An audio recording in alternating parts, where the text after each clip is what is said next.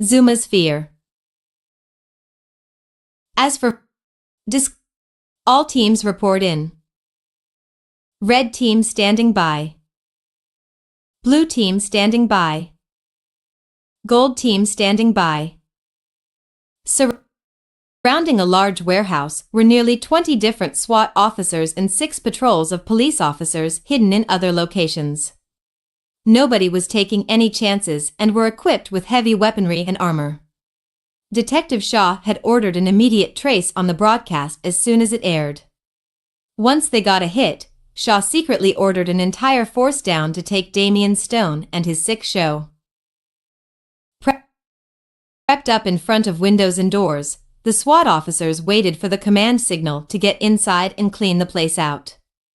"All units be advised," said their commander in charge of this operation. "We have hostages in there, including a woman with child. Securing the hostages is priority 1. Taking down the assailants is number 2. Shoot to kill is permitted, but be careful where you're aiming. All units ready? Ready. Ready. Ready. Okay. Go, go, go." Doors and windows were smashed as smoke grenades were let loose into the building. Seconds later, SWAT officers stormed inside, checking every location and making sure none of them were about to be targeted. "Police! Hands in the air! Hands in the air!" shouted officers as they swept the place. The smoke began to die down as each of the units readied themselves for a fight. However, there was nothing. No bodies, no gunshots, not even a camera. While other units searched the rooms and upstairs railings, the leader of Gold Team saw something on a table that made him curious. It was a computer, showing the broadcast, connected to what looked to be a transmitter. Realization soon set in that made the Gold leader curse. "Command, it's a dead end. I found a transmitter connected to a computer. My guess is that he made it so that the broadcast was bouncing off this transmitter in case we tried to trace his signal." "Understood, keep searching for anything else. We'll see if we can get a team to trace where the transmitter is blocking." The Gold leader sighed and was about to issue orders to his men when he saw a new screen appear on the computer. It was a timer. It started going down as he narrowed his eyes, and suddenly a horrible thought came to him. "Everyone out now," he shouted as loud as he could. The SWAT officers didn't waste any more time and quickly exited the building as fast as they could. When the timer reached 0, a set of explosives went off inside and blasted the warehouse apart. Officers were thrown back from the explosion and a few screamed in pain as rubble and shrapnel entered through their armor. In less than a minute, the entire warehouse was on fire. Stone's cell phone rang and he quickly opened it and smirked. "Well, nice try, Shaw. But it looks like your police friends found my little gift to them." Shaw didn't say anything as Stone twirled the gun around, sometimes aiming it at Marshall or the pregnant lady. "I figured you guys would try to trace this call, so I set up a transmitter to reroute the signal and fool you guys into thinking I was someplace else. Of course, it was all for nothing. I'm not even in the Adventure Bay area, if you must know." Shaw cursed and clenched his fist in rage. "You can't hide forever, asshole. We are going to get you one way or another. The only reason you managed to catch me the first time was because of that pup. And speaking of which," said Stone as he leaned forward, Zuma instantly leaning back despite a television screen blocking them. "What's it going to be, Zuma? Who is going to die? Marshall? Or Macy? The puppy? Or the soon-to-be mother?" Zuma felt as if he was Altus and how carried the entire world in his paws. Marshall was one of his best friends and a member of Paw Patrol, his family. He couldn't live with himself if he let him die like this. And on the other paw, this was an innocent citizen. He took a vow to always protect them with his life if need be. And she was pregnant. A child was also at risk and might never see the light of day before it was even born. There was no winning scenario in this. A single choice and Zuma would forever be haunted by it. You have about 10 minutes to make a decision. Be right back, said Stone in a singing voice before the screen went blank. There was a long silence in the lookout as nobody said anything but stare at Zuma, who was staring at the blank screen. Shaw sighed and rubbed his forehead. I have to go check up on my men. Zuma turned around and stared at him. I'm sorry. With that said, he made his way back to the elevator and took it down. We're not gonna sacrifice Marshall, are we? Asked Rubble, tears in his eyes. Nobody said anything. We can't just let him die. And what? We just let a pregnant woman also die as well, shouted Sky in fury. For God's sake, it's a baby that's also at risk. But Marshall is our friend. He's part of our family. We cannot just allow him to die like that, screamed Chase before rushing to Ryder. We have to do something, Ryder. Anything. Chase howled and stomped his paw. I won't lose my brother to that maniac. Chase, whispered Ryder as he bent down and hugged the crying pup. I don't want to lose him either, but it's not my decision. They all turned to Zuma, who was still frozen in shock over what he had to do. Chase growled and glared at Zuma with disdain. This is all your fault. Because of you. Marshall is. Once again, a life was going to be lost because of him. Because of him. Because of me, thought Zuma. Rocky stood in front of Zuma to protect him from Chase's glare. Chase, don't you even dare. This is not Zuma's fault. Well, why should we have to suffer because of him? Shouted Chase, tears in his eyes. All we've been through in this nightmare is because of him.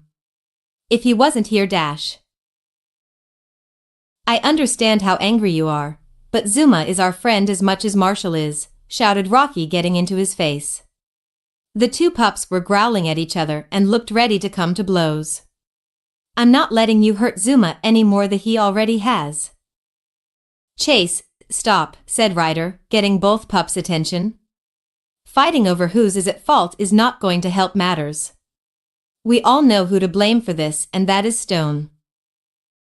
But, Chase whimpered. Ryder, he's my best friend. And he's ours too, Chase, said Sky, walking over and nuzzling him. We are all worried about him.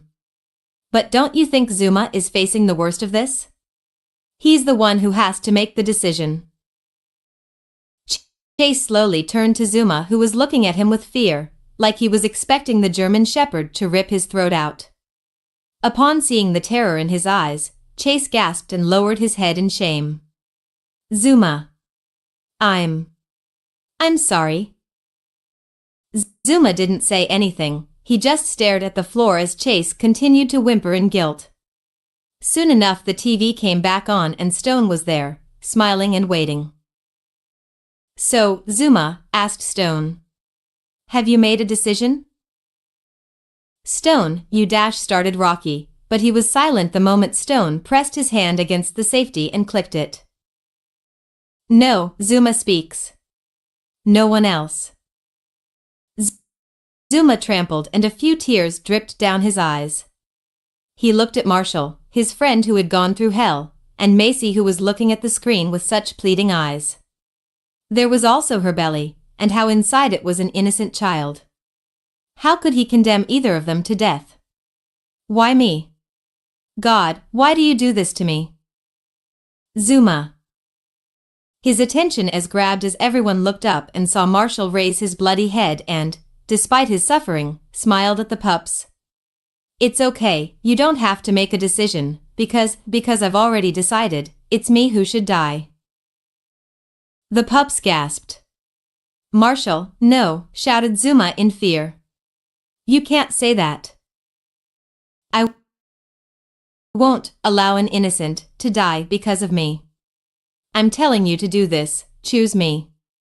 And let me die instead of her, struggled Marshall as he stood up tall and gave his usual smile. I am a member of Paw Patrol. My duty is to the people I am supposed to protect. With my life, I will serve all others until my duty is done one way or another. That is the vow I took. That is the vow we all took. We are Paw Patrol. Our duty to the people comes first, even before our own lives.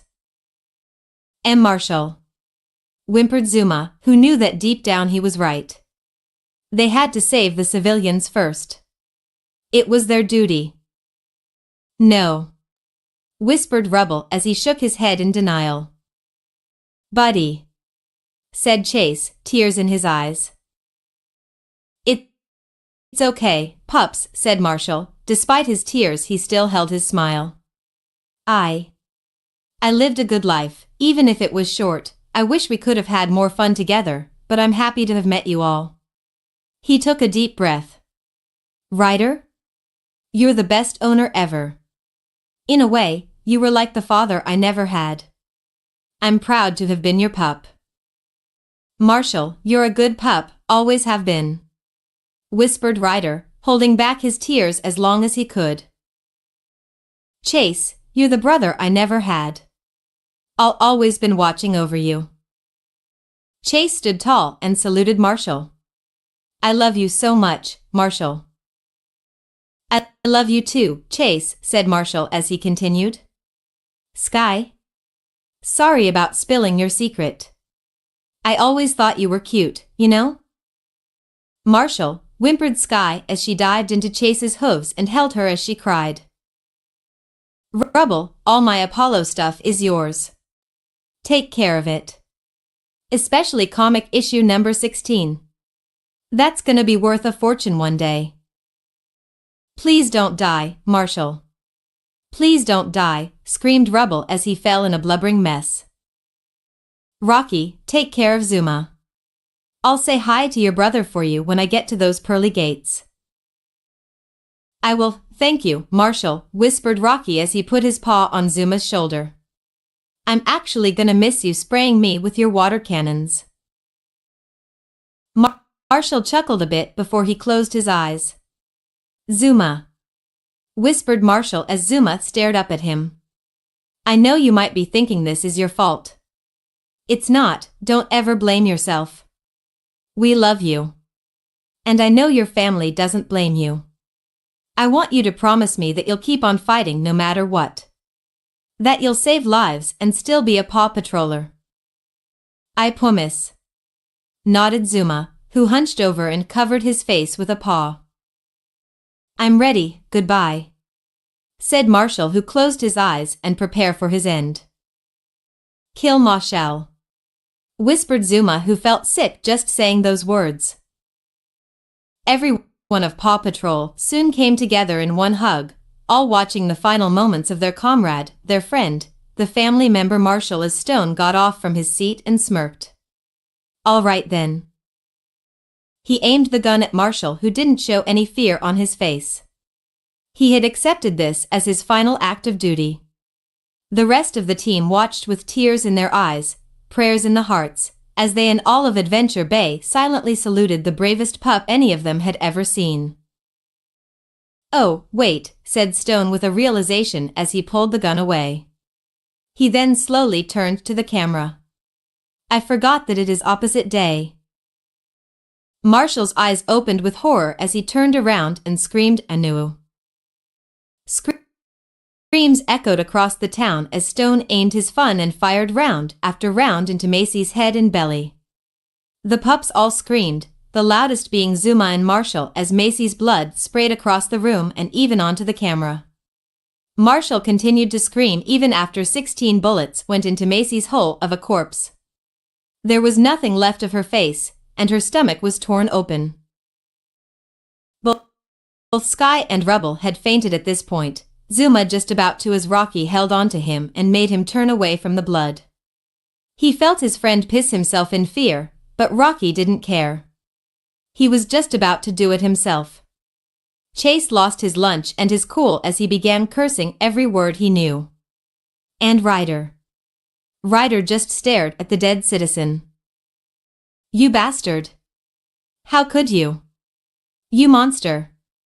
I'll kill you," shouted Marshall, rage in his eyes and tears dripping down his cheeks. "I'll kill Dash." He was silenced when Stone knocked him out with the butt of his gun.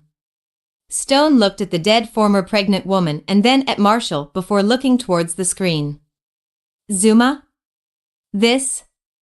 All this blood and madness? This is going to continue. This will not stop until I have taken everything from you."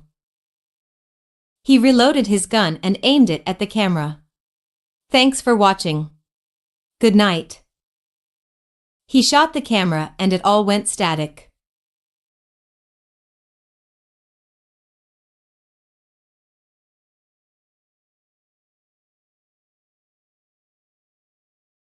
Zuma's fear.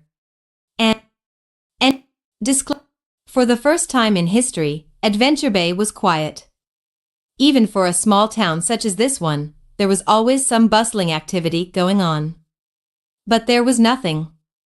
Even a graveyard was more cheerful than this. The only activity going on was a funeral for a deceased woman and her unborn child that was attended by only a small margin. Even those close to this woman were too scared to go out. A new wave of emotion had taken over Adventure Bay. An emotion that scared all the tourists, frightened children in their sleep, and even made husbands and wives go out to buy stocks of supplies and guns before locking their doors. Fear. Utter fear of one man who walks with the Reaper himself. It had been 3 days since the TV horror show, as some called it. Every TV in Adventure Bay had played it while others from outside of the town saw it from a video on the internet that had made itself a global-wide hit. Now all of the world knew of the monster that was Damien Stone. As for Marshall, he had been found alive but critical injured in a warehouse in Foggy Bottom. Mayor Humdinger didn't even put up a fight when the Paw Patrol strolled in. He may have disliked Paw Patrol and Adventure Bay, but he wasn't a monster. The doctors did their best to fix Marshall up. Most of it would take time to recover, such as healing scars, regrown his fur, and other such aspects. Thankfully, his toes were able to be saved as well and were stitched back in. Mentally was a different case. The first thing Marshall did when he woke up was scream. Even after his friends and owner tried to calm him down, he just screamed and cried until they sedated him. This kept going for a full day until he just stopped and stared blankly with something Shaw called the 1,000-yard stare. A psychologist was called in and, after a long session, he concluded that Marshall was traumatized by what he went through, but was also feeling guilty for not being able to save the mother and her baby. In his mind, he should be dead. Not her. He rarely ate or spoke to anyone. The only thing he ever asked from Ryder was Mr. Snuggles, who he refused to let go of once he got him. Chase, holding flowers, gave them to a nurse who quietly went into Marshall's room and placed them in a vase. The German shepherd whimpered as he saw his best friend zoning out with lifeless eyes at the wall. The TV was on, even showing Apollo the super pup, but he ignored it. All he did was hold on to his teddy bear and mumble to himself occasionally. It was like looking at a shell of the once happy and joyful Dalmatian he loved like a brother. "How is he?" asked Skye, who had come with him to visit with him. "The same," growled Chase as he punched the wall. "I swear I will kill him. I'll find Stone and make him pay." "Save some for me," whispered Skye, equally growling, which somewhat shocked Chase, but he hid it. "Never seen you for the violent type," said Chase. "Everybody has a limit," said Skye as she turned and walked away. "Do you think he'll be okay?" "Marshall's stronger than you think," said Chase as he followed her. "He'll come back, one day he will." Exiting the hospital, the two pups walked through the empty streets feeling a cold shiver down their spines. The only thing around were seagulls and trash. "It's so empty," said Skye, whimpering. It's like Adventure Bay became a ghost town. People are scared, not that I blame them, said Chase with a heavy sigh. I can't help but feel we're failures, Sky. We're supposed to protect these people, and yet here we are with one member traumatized for God knows how long. And, well, then there is Zuma. Both Sky and Chase lowered their heads as their ears went all the way back. I wish I never said that I blamed him. Sky shook his head. Hasn't he suffered enough? To lose his family, and now all this? I guess I can't blame him for locking himself up. I'm actually more worried about him than Marshall, to be honest, said Chase, biting his lip. All of this can't be good for his mental health. I'm worried he'll try something. Sky gasped and turned pale. You think he'll try to kill himself? I honestly don't know, Sky. I pray he doesn't, but I think that's what Damien's trying to do, said Chase, shaking his head. You heard what he said. He's not going to stop until Zuma has lost everything. Face darkening, he turned to Sky with a worried tone. And that means we're all on his hit list. Sky was quiet and thought to herself silently for a while before she took a deep breath. Rocky will save him. Look, I trust Rocky since he's close, but dash. Chase, he's in love with him. Chase's mouth dropped as his brain had to temporarily shut down and boot up again upon hearing this. It took him a full minute to finally say something. What? Shouted Chase, which echoed for miles due to the silence. Giggling for the first time since forever. Sky nodded. Trust me. I know. It was easy to see your feelings for me, it's not that hard to see Rocky's. Chase blushed upon hearing Sky mention his feelings. While the pain of rejection had faded, he still wished that there was a chance for them. Maybe one day she'll change her mind, but anyway. I know Rocky cares about Zuma that much, but isn't it more like a brotherhood thing like me and Marshall have, pointed out Chase. I mean, with that whole issue with his little brother, you would think. Maybe it was like that at first, but it's evolved, said Sky, continuing her walk. Trust me. A girl knows when someone's heart is smitten by another. Even if they don't know it yet. Rocky and Zuma, huh, said Chase, scratching the back of his head before he caught up with his friend. I mean, I'm not against the idea, but just would seem so weird. Why? Because Rocky's older, asked Sky. No, because Zuma loves water and Rocky always writes a will every time he's going to take a bath. He still didn't come out. It had been 3 days and Zuma refused to come out. He didn't come out to eat or anything. And so Rocky stayed there, right outside his pup house. He had his meals delivered and slept just outside with only a blanket. The only time he ever left to use the bathroom or when Ryder needed him for an update. Nothing else mattered. Not the rest of the pups or even Marshall. All he cared about was Zuma. Every second he didn't see him or have him in his paws was a second too much for him. He knew the chocolate Labrador was suffering. More so than ever. Stone had finally done it, he had broken Zuma. What happened to Marshall, that civilian, to all of them? Zuma had blamed himself for everything. That scared Rocky more than anything. He knew what it was like to be there. He knew what it was like to go down that route. It happened to him when Ryan died, and it was happening again with Zuma.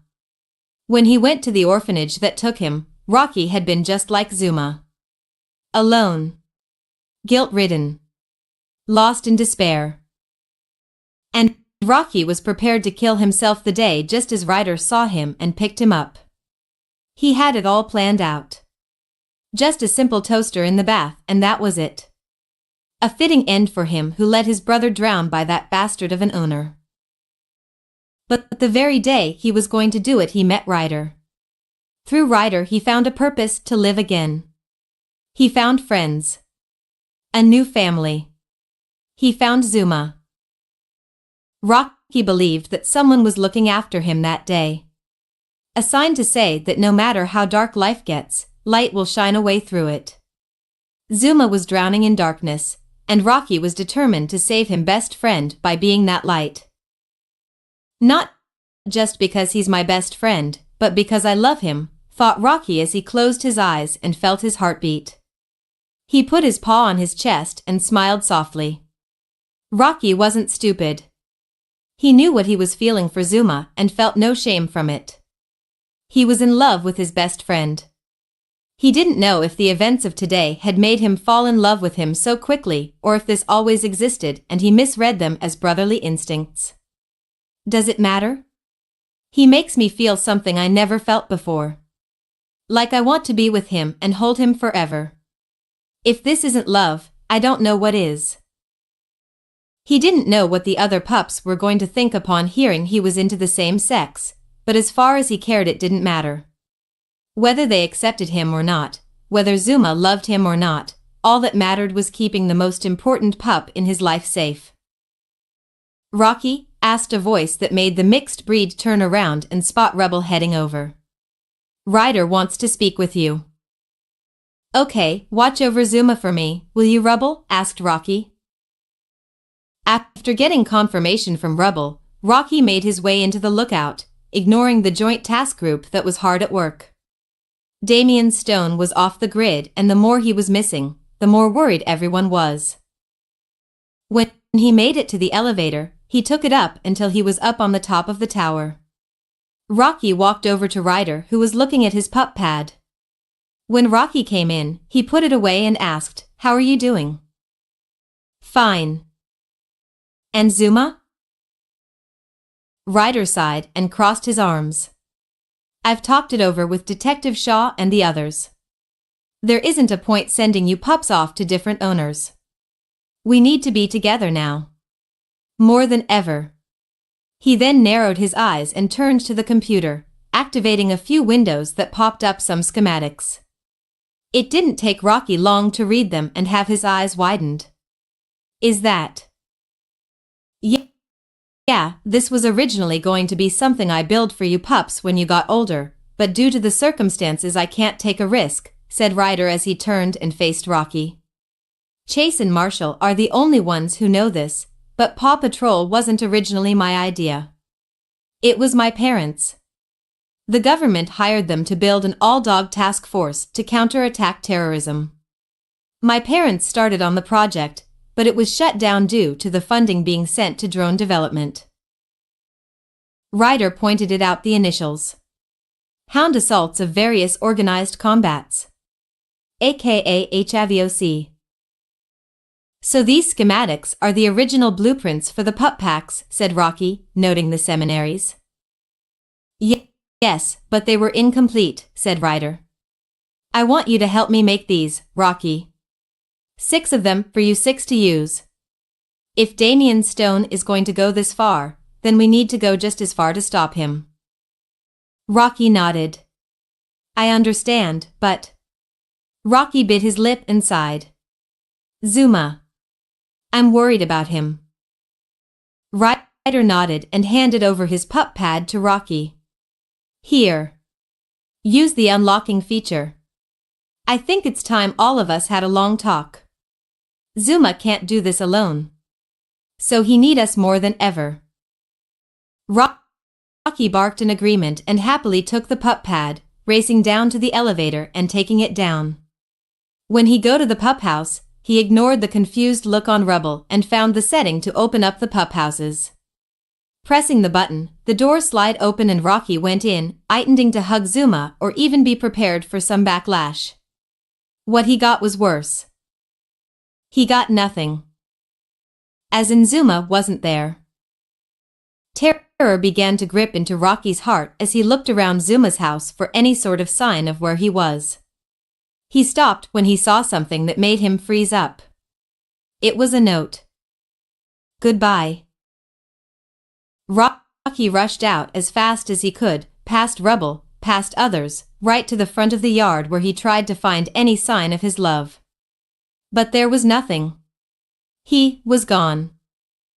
Zuma.